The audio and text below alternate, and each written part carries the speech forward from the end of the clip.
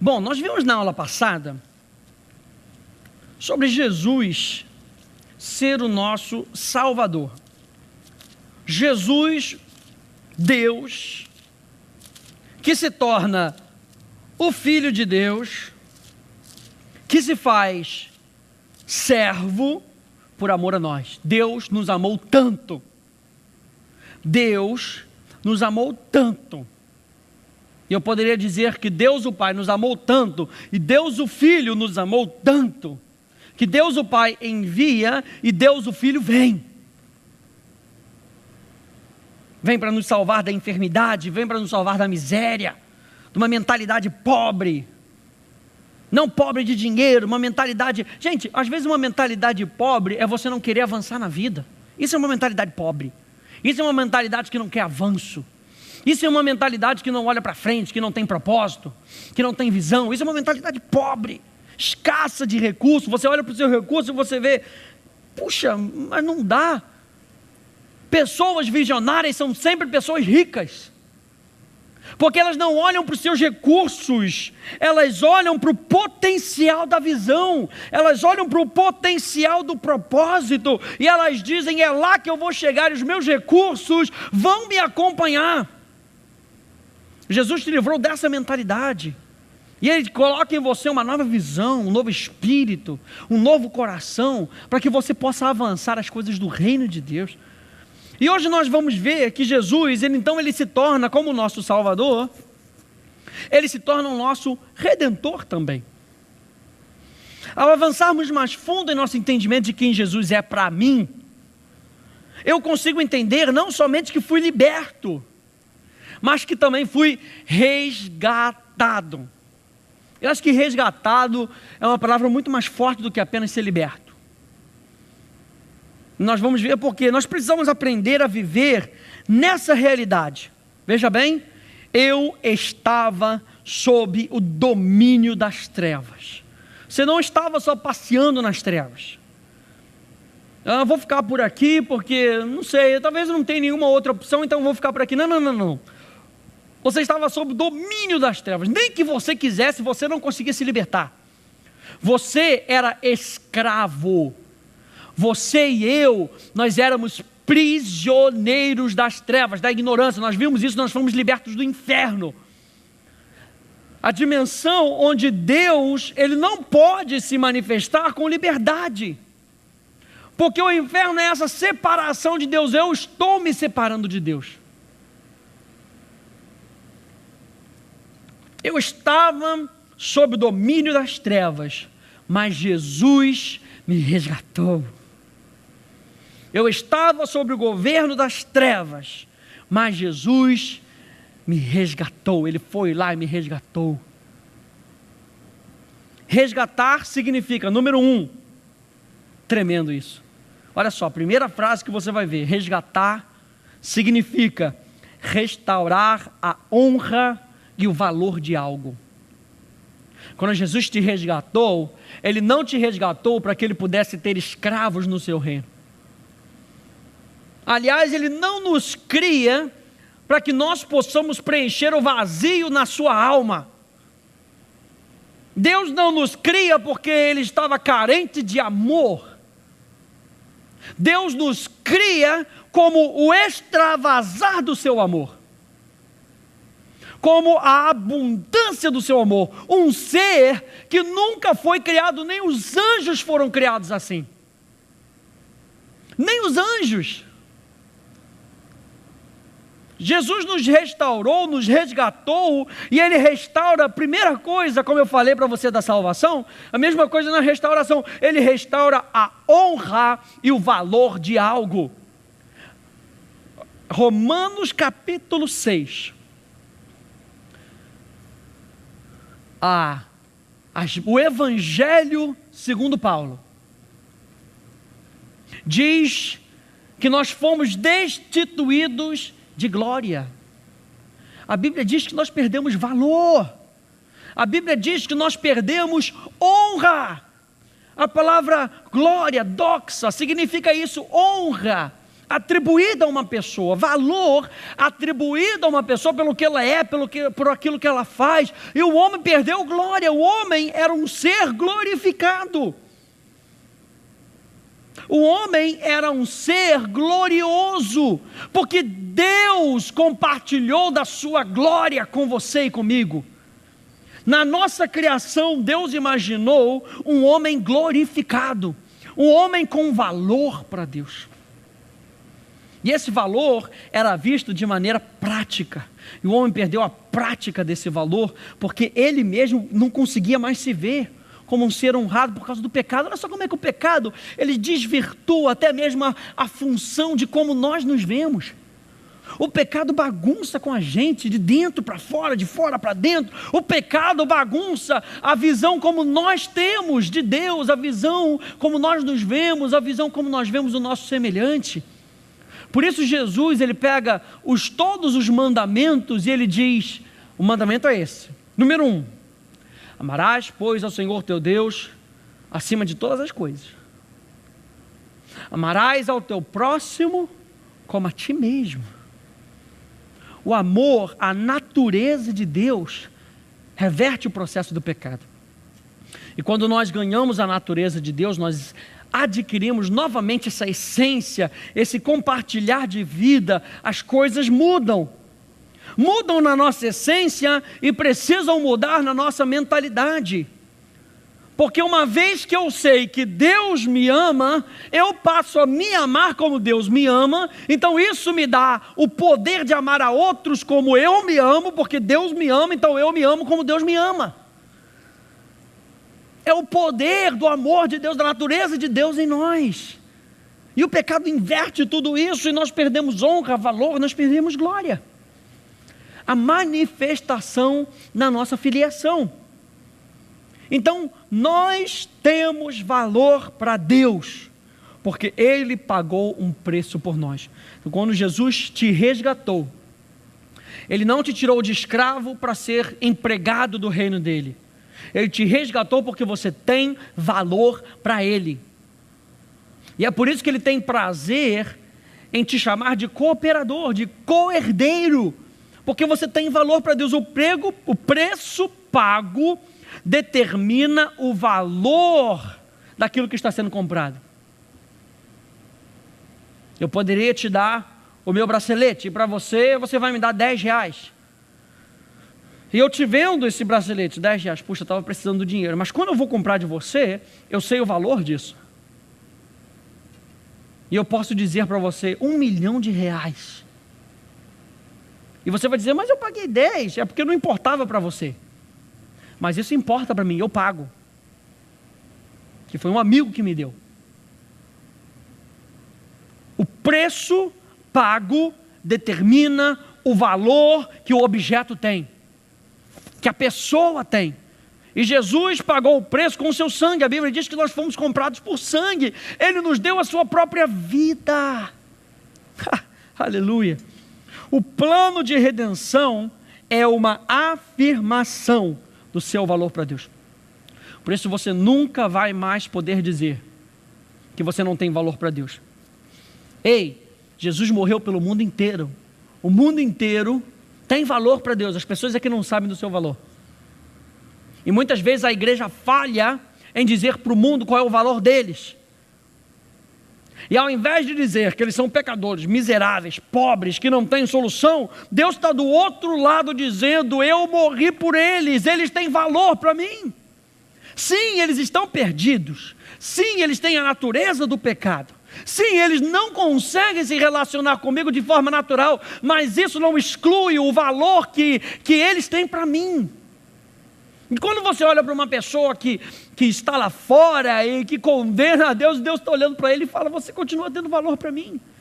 Tudo que você precisa para entrar nessa dimensão é aceitar esse amor. Gente, a grande diferença, quando você olha muitas vezes para a Bíblia, entre o apóstolo Pedro e o apóstolo João, era justamente a identificação com o amor de Deus. Quando você olha para o relacionamento de Jesus com João e Jesus com Pedro, ou o contrário, Pedro com Jesus e João com Jesus, enquanto Jesus era vivo, era uma identificação de amor. A diferença era que Pedro batia no peito e dizia: eu amo a Deus. Não, eu amo, eu vou para a cruz, eu morro por ele. João só caladinho. João absorvia do amor e praticava. Como é que João praticava o seu amor e o amor de Jesus?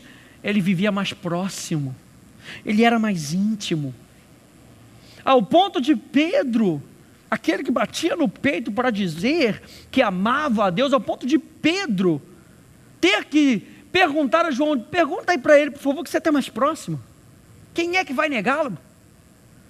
Porque João se reclinava no peito de Jesus. Peito é símbolo de identidade, de intimidade,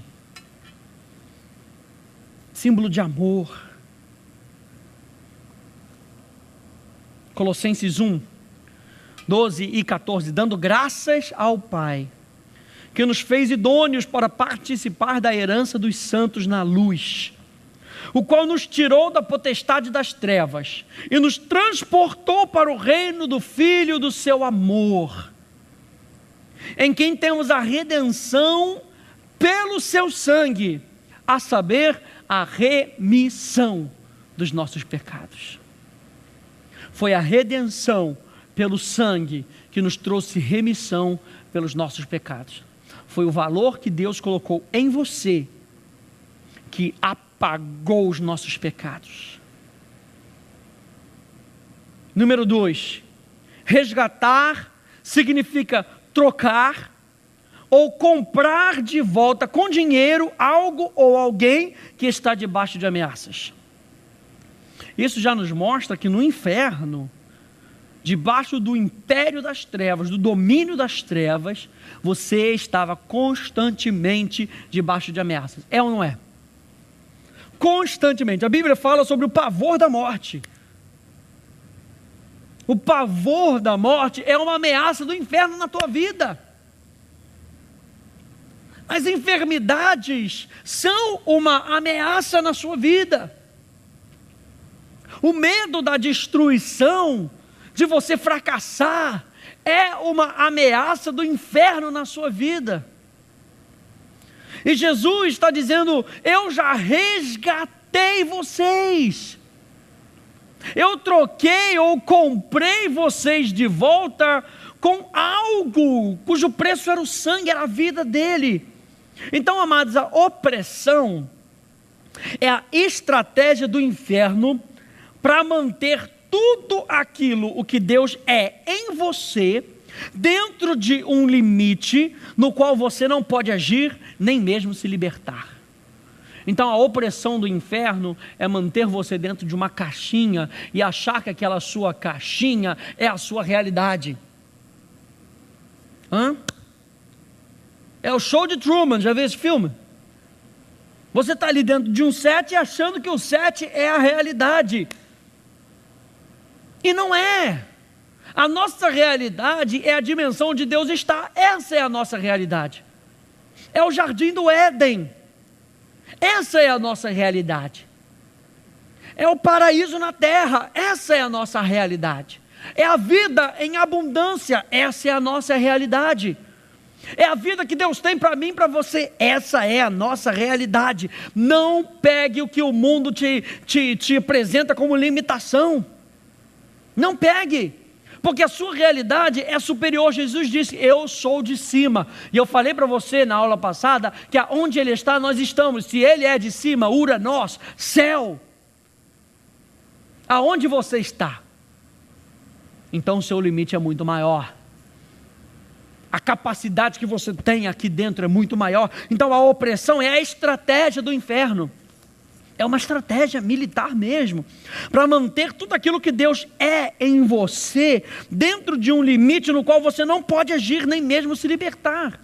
1 Pedro 1, 18 a 19 diz: sabendo que não foi com coisas corruptíveis como prata ou ouro que fostes resgatados da vossa vã maneira de viver, que por tradição recebestes dos vossos pais.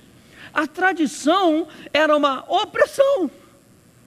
era uma estratégia do inferno que maculou a maneira como eles interpretaram a lei e começaram a interpretar a lei de maneira carnal, de maneira humana, que trouxe limites pesados para a vida deles. Veja o verso 19: mas com o precioso sangue de Cristo, como de um cordeiro imaculado e incontaminado. A Bíblia diz que nós fomos lavados pelo lavar regenerador da palavra por causa da nossa obediência. O inferno vem para te limitar. Escuta isso nessa nossa aula, escuta isso. O inferno vem para te limitar. A opressão é a estratégia do inferno para trazer limites na sua vida, para que você não possa agir, para que você não consiga ver, é como se fosse um cabresto nas mulas, nos cavalos, para que limite a sua visão. E Deus em Jesus, o Pai enviando Jesus, o Filho, que se tornou servo, te resgatou da estratégia do inferno, da opressão do inferno que te limitava.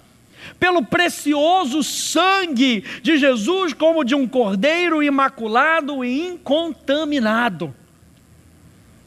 E a terceira coisa que nós vemos, que o resgate fala de uma situação de refém. Nós éramos mantidos como reféns das trevas.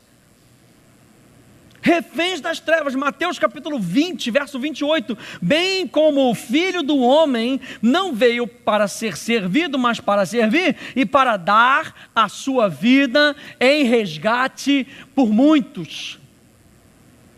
Jesus veio e como Salvador, como nós lemos lá em Lucas capítulo 2, Ele veio para nos resgatar. Em resgate de muitos. 1 Timóteo capítulo 2, verso 3 a 6, porque isso é bom e agradável diante de Deus, o nosso Salvador. De quem que ele está falando? De Jesus, o nosso Salvador.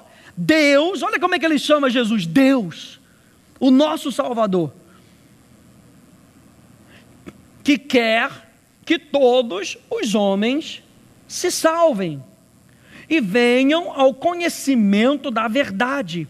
Porque há um só Deus, há uma só divindade, e um só mediador entre Deus e os homens, Jesus Cristo, homem, aquele que morreu. Olha só, ele chama Deus, Jesus de Deus, e depois chama de homem, o qual se deu a si mesmo em preço de redenção por todos para servir de testemunho de seu tempo. Aqui eu entendo que a mediação foi feita por causa da humanidade de Jesus. Porque Jesus se vestiu de homem, se vestiu de servo, uma natureza inferior, ele se vestiu. Ele não trocou a sua natureza, ele se vestiu. E a palavra ali é como se ele colocasse uma capa. Se vestiu. E a humanidade de Jesus faz com que ele seja mediador, porque ele começa a entender o que nós passamos. Então ele é o fiel mediador, ele é o perfeito. Jesus é o mediador perfeito, porque ele se vestiu da nossa humanidade. Ele foi tentado em todas as coisas, mas não pecou. O qual se deu a si mesmo em preço de redenção por todos. Entenda isso, por todos, não é só aqueles que estão na igreja não, por todos, para servir de testemunho a seu tempo. Então eu faço a pergunta para você: toda a humanidade está redimida? Toda a humanidade está redimida? Toda a humanidade foi resgatada do domínio das trevas? Sim. Mas nem todos vivem à luz desse resgate. Por isso não podem entender justificação, nem vivê-la, porque disto se apropriam pela fé. E a fé é baseada em conhecimento, e como eles não conhecem, eles não podem agir pela fé. Você só consegue agir pela fé pelas coisas, baseado nas coisas que você conhece, no conhecimento da verdade. Não adianta agir na fé de qualquer conhecimento. A fé verdadeira em Jesus vem pelo conhecimento de quem Jesus é. A porta da prisão, amado, já está aberta para todo mundo. Mas as pessoas estão cegas. Olha, entenda isso. Imagina uma pessoa cega dentro da prisão, a porta da prisão aberta e ela não consegue ver que a porta da prisão está aberta. Ou imagina uma prisão, a prisão mais oculta, um breu, a porta aberta. Ela com seus olhos, vamos dizer assim, físicos abertos. Ela consegue ver, os seus olhos físicos estão funcionando bem, mas não no breu, ele não consegue ver nada. A Bíblia diz que a palavra de Deus é lâmpada para os nossos pés e luz para o nosso caminho. Quando a palavra de Deus chega, ilumina. Imagina alguém como você, trazendo a palavra de Deus e dizendo e gritando para aquelas pessoas: andem para frente. Imagina você entrando naquelas catacumbas e gritando: gente, pode andar para frente que a porta está aberta. Imagina você como arauto das boas novas do Evangelho, gritando para as pessoas: andem para frente. Vocês podem até tatear que vocês vão ver que as portas estão abertas. E foi Jesus Cristo que abriu essas portas para vocês. É só vocês saírem. Existem pessoas que vão crer naquela palavra e por causa da sua crença vão agir e vão encontrar que as portas estão abertas. Outras pessoas não vão crer na sua palavra. Outras pessoas não vão crer. Olha só que interessante, Romanos capítulo 10.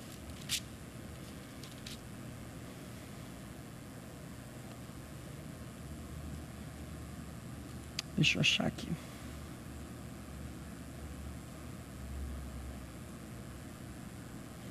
Estou no capítulo 9, tá. Aleluia. Irmãos, a boa vontade do meu coração e a minha súplica a Deus a favor deles são para que sejam salvos. Porque lhes dou testemunho de que eles têm zelo por Deus, porém não com entendimento. Porquanto, desconhecendo a justiça de Deus e procurando estabelecer a sua própria, não se sujeitaram a que vem de Deus. Porque o fim da lei é Cristo, para a justiça de todo aquele que crê. Crença, fé.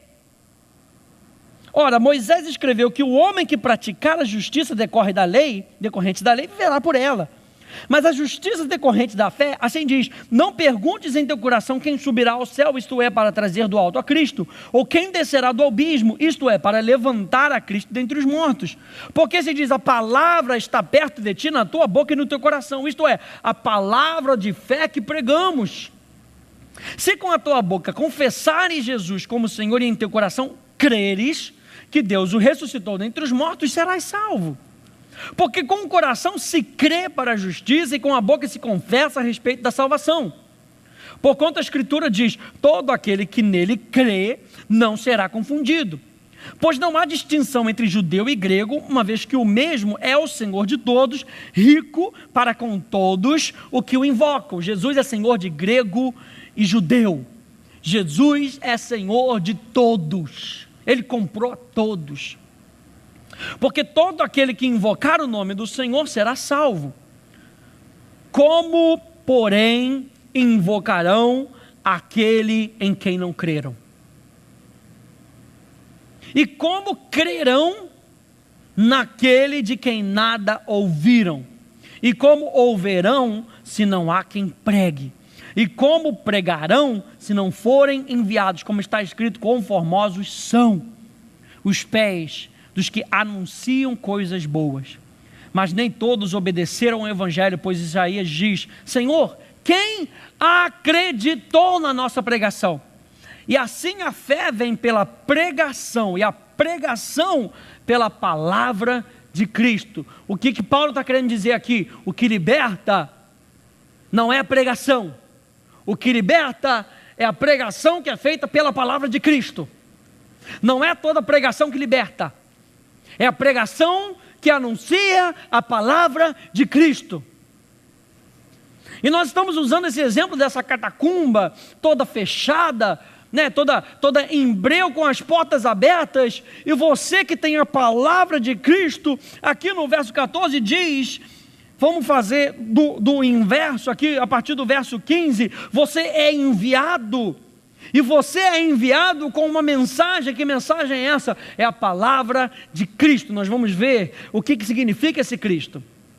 É a palavra de Cristo, e você é enviado com uma palavra, e você vai e prega. Quando você prega, as pessoas ouvem. A Bíblia diz que aqueles que ouvem e recebem essa palavra, é gerado fé no coração delas. Que palavra é essa? Palavra de Cristo. Ora, você é enviado com uma palavra, você prega essa palavra, as pessoas ouvem. Quando elas ouvem, elas têm a oportunidade de crer, de confiar, de depender, de obedecer, e aí elas invocam. A palavra invocar, no Antigo Testamento, tinha o sentido de se fazer transparente, de se dar, não somente de clamar. Gente, invocar no Velho Testamento era uma palavra de adoração, e a adoração é resposta. Invocar não é só dizer Jesus, é confessar com os seus lábios aquilo que você crê com o seu coração, é você se expor e dizer: Tu és o meu Senhor. Existem pessoas que vão fazer isso, vão tatear e vão achar a porta aberta, porque creram. E existem pessoas que não vão crer e vão continuar dentro das catacumbas, dentro da prisão escura, simplesmente porque não creram. Então a minha pergunta para você de novo: toda a humanidade está redimida? Toda a humanidade foi resgatada? Sim. E é isso que Jesus está dizendo ao mundo. O seu plano de redenção. Nós, igreja local ou igreja universal, como corpo de Cristo local, como corpo de Cristo universal, como um corpo só, nós declaramos o quê? O plano de redenção, a libertação de uma situação de refém. Deus está dizendo para o mundo: eu te amo, por isso eu vou agir na sua vida. Eu vou agir na sua vida.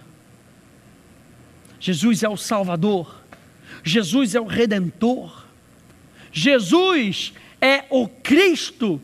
Veja bem, aqui em Romanos capítulo 10, verso 17, diz que nós temos que levar a palavra de Cristo. E a palavra grega Christos significa o homem ungido, sendo o equivalente do termo hebraico, o Messias. Então, quando a palavra de Cristo está sendo pregada, a palavra do Messias está sendo pregada. Isso mostra que Jesus foi um homem que foi essencialmente ungido ou separado para uma tarefa específica. Então, o que é essa unção, gente? O que é essa unção? Que palavra é essa que carrega essa unção? É isso, é a palavra de Cristo, que é a pessoa, sim, mas por que Paulo não colocou a palavra do Salvador? Por que Paulo não colocou a palavra do Senhor? Ele está colocando aqui a palavra de Cristo, porque a palavra unção é o poder de Deus que remove o fardo e destrói o jugo. Isaías 10, 27, acontecerá naquele dia, que a sua carga será tirada do teu ombro, e o seu jugo do teu pescoço, e o jugo será despedaçado por causa da unção. Quando Paulo usa o termo a palavra de Cristo, ele está querendo dizer que a palavra que era da pessoa de Jesus, a palavra do Filho de Deus, ela carrega em si a unção, o poder de Deus que remove o fardo e despedaça o jugo, e destrói o jugo. O fardo, gente, era uma carga pesada, fonte de preocupação e estresse, coisas que são emocionalmente difíceis de se levar. E fardo naquela época podia ser um ensino, podia ser uma tradição, podia ser um relacionamento, e as pessoas às vezes dizem isso: caramba, esse relacionamento é um fardo na minha vida, esse emprego é um fardo na minha vida, é difícil de se levar, eu constantemente vivo preocupado, constantemente vivo em estresse. Fardo era algo difícil. O fardo era tido como algo difícil de se carregar. E o jugo, veja bem, é um poder opressor do diabo sobre um indivíduo. Fala também de estar sujeito a alguém em escravidão. O jugo. Veja bem, acompanhe aí comigo na sua apostila. Passar debaixo do jugo era uma prática romana, como você pode ver aí na ilustração, que forçava os soldados derrotados a marcharem debaixo de um jugo de lanças, enquanto eram vaiados pelos seus conquistadores, vestindo roupas de escravos e não de soldados. Ou seja, era uma demonstração de humilhação. O mundo romano, quando se falava de jugo, entendia esse jugo. O jugo que o exército conquistador impunha sobre o exército derrotado, que eram vaiados, humilhados, expostos. Ao invés de serem grandes conquistadores, vestiam roupas, trapos de escravos. Nessa palavra, por exemplo, quando a gente tem a palavra subjugar, vem do latim sub, debaixo, e jugum, jugo, estar debaixo de um jugo, subjugar. Os Estados Unidos subjugou o povo do Afeganistão, então eles colocaram o povo do Afeganistão debaixo de um jugo. Eles conquistaram. Subjugar é conquistar. E jugo, gente, é um símbolo de derrota. Jesus veio para destruir a nossa derrota. Por isso a palavra de Deus diz que nós somos, em Cristo, nós somos conduzidos em triunfo. Você não precisa mais andar de cabeça baixa. Você não precisa mais andar amuado. A Bíblia fala para você levantar a tua cabeça e ver a tua salvação. Essa é a sua posição hoje. Ei, experimente você ou não, essa é a sua posição. E quando nós começamos a renovar a nossa mente, nós começamos a vivenciar tudo aquilo que Jesus quer para nós. E o que Ele quer para nós é com que nós saiamos do jugo do inferno, do jugo da derrota. Jesus veio para destruir a nossa derrota. Lucas capítulo 4, verso 18 a 21. Nós vamos ver isso daqui também um pouco mais para frente. O Espírito do Senhor é sobre mim, pois que me ungiu para evangelizar os pobres, enviou-me a curar os quebrantados de coração, a pregar liberdade aos cativos e restauração da vista aos cegos, a pôr em liberdade os oprimidos, a anunciar o ano aceitável do Senhor. E cerrando o livro e tornando-o a dar ao ministro, assentou-se, e os olhos de todos na sinagoga estavam fitos nele. O que ele vai dizer? o que ele quis dizer com essa passagem. Eu não acredito que ele vai dizer o que eu acho que ele vai dizer.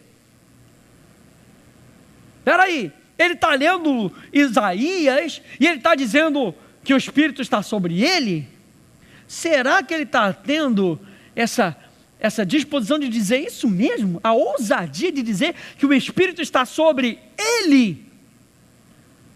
Então começou a dizer-lhes: hoje se cumpriu esta escritura em vossos ouvidos. Jesus Cristo é o Messias, Jesus Cristo é o ungido de Deus.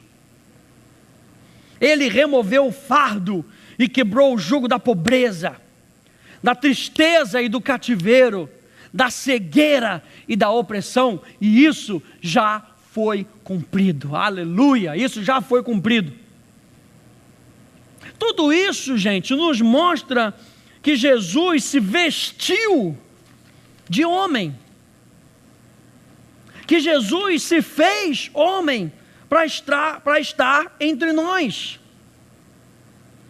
Tudo isso nos mostra que Jesus se vestiu de homem para se tornar o Salvador, que Deus se vestiu de homem para que se tornasse o nosso Salvador, como homem. Entenda que ele não deixou de ser Deus. Ele se vestiu, o Deus que poderia ser onipresente, se vestiu com o tempo. Então, apesar de ser onipresente, ele não poderia estar presente em todos os momentos. Naquele momento, ele se vestiu de carne. Que amor é esse? Imagina você tendo o poder para ajudar uma pessoa e estar de mãos atadas. Imagine isso. Imagine que Jesus, sendo totalmente Deus, sem estar na carne, poderia sair de um lugar e ir encontrar o seu amigo que estava à beira da morte. Mas ele não podia. Estava em carne. Estava em carne. Ele é o nosso Salvador, o nosso Redentor. E ele também é o Cristo, o Filho do Deus vivo. Isso nós já vimos. Mas eu também quero ver aqui, para a gente terminar, para dar uma certa conclusão nisso, que ele também é Deus. E nós vamos ver quais são os termos usados para Jesus, que é Deus. E você vê que o Evangelho de João, ele revela a divindade de Jesus com particular clareza, e faz isso essencialmente apresentando-o como o Verbo de Deus. O Verbo de Deus que era Deus, ele deixa bem claro, o Verbo de Deus que era Deus, que estava com Deus, se fez carne. O Verbo de Deus, o Logos, que é uma autorrevelação pessoal de Deus. E ao registrar uma série de dizeres eu sou, nos quais Jesus parece identificar-se com Javé, com Jeová, com o eu sou quem sou definitivo. Ele é apresentado como Filho de Deus ao longo do Novo Testamento, e de todos os 27 livros ressoam o mesmo clamor, que Jesus é o Senhor. Quando nós dissermos que Jesus é o Senhor, nós estamos, na realidade, indicando a divindade dele, não a humanidade, a divindade. Porque Deus o Pai é Senhor, o Espírito é Senhor, Jesus é Senhor, nós estamos declarando a divindade dele. Então a primeira coisa que nós vemos é que Jesus é o Logos. O termo Verbo de Deus refere-se à total revelação de Deus através do Filho, o seu Logos pessoal. Então a ideia do Verbo de Deus está firmemente arraigada no Velho Testamento. Ele revela, por exemplo, que o Verbo de Deus está envolvido na criação e na sustentação do mundo, é revestido de poder e autoridade divina, revela os pensamentos, interesses e propósitos de Deus o Pai, e identifica-se intimamente com a sabedoria de Deus. Então nós podemos ver 3 ideias básicas tiradas desse prólogo sobre Jesus, que revelam as características principais do Filho como o Verbo, o Logos. Número 1, o seu relacionamento com o Pai. Logo ali em João capítulo 1, verso 2, diz: ele estava no princípio com Deus. Isso já revela a pré-existência desse homem chamado Jesus. Isso já me diz que aquele Jesus já é uma coisa totalmente diferente. Ele apareceu na cena 2012, 2015 anos atrás, mas João tem a capacidade de dizer que ele estava com Deus. Isso sublinha a divindade do Filho sem apagar a distinção entre a qualidade pessoal do Filho e a qualidade pessoal do Pai. Se ele estava com Deus, ele é diferente do Pai. Se ele estava com o Pai, ele é diferente do Pai. Ele é uma outra pessoa dentro da divindade. Ok? Então João 1 e 1 e 2 nos revela tanto que o Logos tem a natureza de Deus, como também que o Logos e o Pai não são termos intercambiáveis. Você não pode dizer que o Filho é o Pai, que são pessoas diferentes. Quando a gente fala o Pai e o Filho, você entende que nós já estamos falando de função econômica da Trindade. Ok? Número 2, o seu relacionamento com o mundo. João 1,3: todas as coisas foram feitas por intermédio dele, e sem ele, nada do que foi feito se fez. Como é que aquele homem que nasceu há 2000 e poucos anos atrás conseguiu fazer todo mundo? Onde é que ele estava? Ele era Deus. O que João estava querendo dizer é que Deus se fez carne. Ele se relaciona com o mundo. Ele cria o mundo. Número 3, o seu relacionamento com a humanidade. Olha só, Jesus é Deus se envolvendo com a humanidade. João 1,14, o verbo, aquele verbo que estava com Deus, aquele verbo que era Deus, se fez carne e habitou entre nós, cheio de graça e de verdade, e vimos a sua glória, glória como do unigênito do Pai. O verso 14 então explica que o Logos divino tornou-se carne humana e habitou entre nós. Isso significa que Deus levantou a sua tenda entre nós. Jesus era o Logos, o Verbo de Deus, símbolo da divindade de Jesus. Depois Jesus disse o eu sou, as célebres frases de Jesus, o eu sou, em concordância com aquilo que o Pai já tinha dito no Velho Testamento. Eu sou o que eu sou. Que há uma pequena distinção, ou uma pequena, vamos dizer assim, os teólogos ainda não chegaram consigo, se era Deus o Pai, ou se era Deus o Filho, se era uma cristofania, uma teofania, mas na realidade era a essência de Deus se manifestando. Deus se manifestou, dizendo eu sou, e agora vem Jesus em carne e diz: eu sou o pão da vida, eu sou a luz do mundo, eu sou a porta das ovelhas, eu sou o bom pastor que dá a vida, eu sou a ressurreição e a vida, eu sou o caminho, a verdade e a vida, eu sou a videira verdadeira. Jesus estava dizendo que ele era Deus. Ao dizer eu sou, revela a função divina diferente de Jesus. Para quê? Para sustentar, para iluminar, para admitir a porta para a entrada, para cuidar sacrificialmente, para dar nova vida, para guiar e para tornar reprodutivo. Quando Jesus estava dizendo que eu sou Deus para sustentar, para iluminar, para admitir, para cuidar, para dar nova vida, para guiar e para fazer de você uma pessoa que reproduz. Deus pode fazer isso, o homem não podia. A humanidade de Jesus criou acesso para que a divindade dele possa ter lugar na sua vida. Fazendo o quê? Sustentando, iluminando, admitindo, cuidando, dando nova vida, guiando e tornando você reprodutivo. A terceira coisa que nos fala que Jesus era Deus, é a frase o Senhor. A palavra grego Kyrios tinha muitos usos no mundo neotestamentário. Por exemplo, ela expressava um respeito geral. Era um título de cortesia a um superior e era usado para endereçar um imperador romano ou um deus pagão.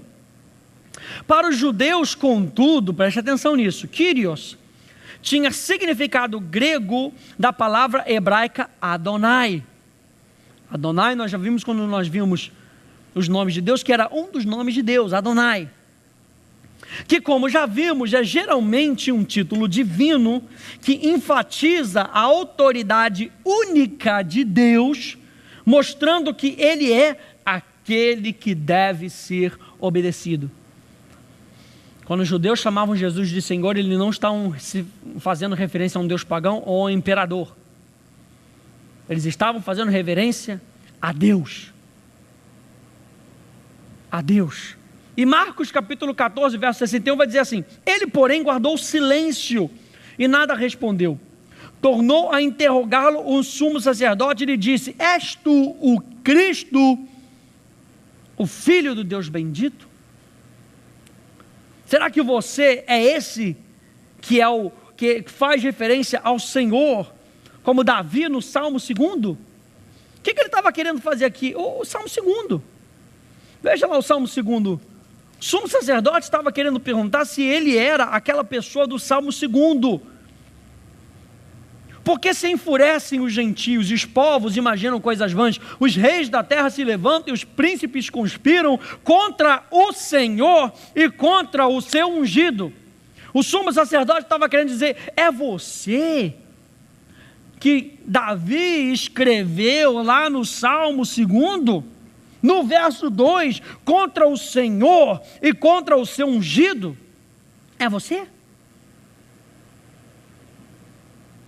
Colossenses capítulo 1, verso 13 e 19, ele nos libertou do império das trevas e nos transportou para o reino do Filho do seu amor, no qual temos a redenção, a remissão de pecados. Nós já vimos, este é a imagem do Deus invisível, primogênito de toda a criação, pois nele foram criadas todas as coisas nos céus e sobre a terra, as visíveis e as invisíveis, sejam tronos, sejam soberanias, quer principados, quer potestades, tudo foi criado por meio dele e para ele.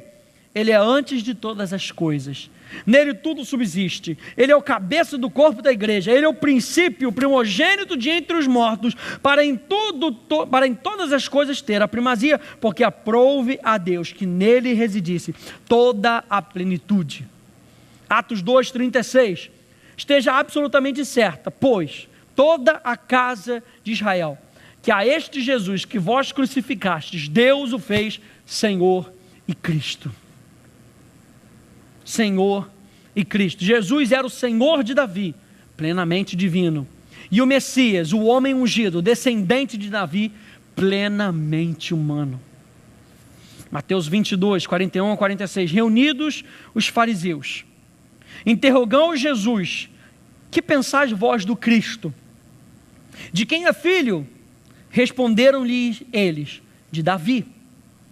Replicou-lhe Jesus: como pois Davi pelo Espírito chama-lhes Senhor, dizendo: disse o Senhor ao meu Senhor, assenta-te à minha direita, até que eu ponha os teus inimigos debaixo dos teus pés.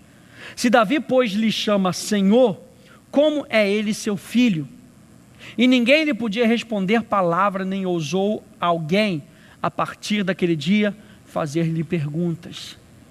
Jesus era o Senhor de Davi e o filho de Davi. Jesus é o Filho de Deus, entenda isso, Jesus é o Filho de Deus. O quarto título principal do Novo Testamento alude à sua divindade plena com máxima claridade. Ele é o Filho de Deus. Isso sugere que, se de algum modo devemos conhecer o Filho com exatidão, devemos conhecê-lo no seu relacionamento único com o Pai.